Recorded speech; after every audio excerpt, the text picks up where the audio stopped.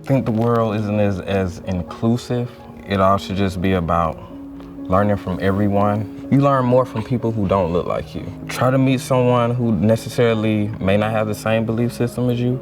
Maybe try to understand where they're coming from, and it could possibly give him a different perspective or outlook on something. It wasn't until I became an adult that I was like, oh wow, people actually grow up and don't see anyone that's different from them. I talked to one certain type of person, and now that I've grown older and met a lot of different people, I kind of understand their mindsets, and you just judge people less when you meet more people from different backgrounds. I think what we're trying to teach them inclusivity. Maybe they look different than somebody else, than other kids. Makes me really nervous for them because we have had experience with it before. Some parents won't let their kids play with, they wouldn't let their kids play with their kids because we're Hispanic. I think specifically like with my boys, just interactions with police, interactions with authority.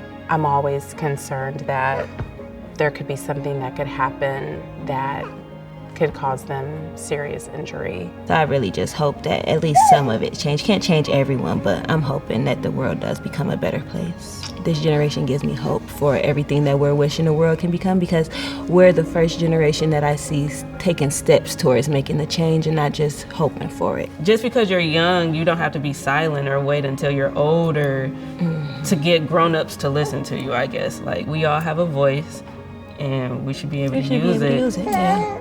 Sometimes we just keep on saying diversity over and over again without talking about what is valuable about it, and it's the ideas and the experiences that diverse backgrounds bring. You can talk about diversity all day, but it doesn't really make a difference if your children don't experience it. Everyone has a different perspective, a different life experience, and they all contribute to how people think and how people speak.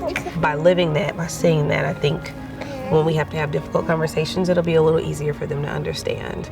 Racism and her not being accepted, obviously we've made a lot of strides, but at the same time, like, I don't want anybody to be mean to her or like make her feel different, or her not be black enough, or that she's too white. And a lot of times, I've even experienced people being racist towards their own people. I've had issues with my own family, accepting him and even her, just standing up for when you hear people saying things that are like ignorant or wrong.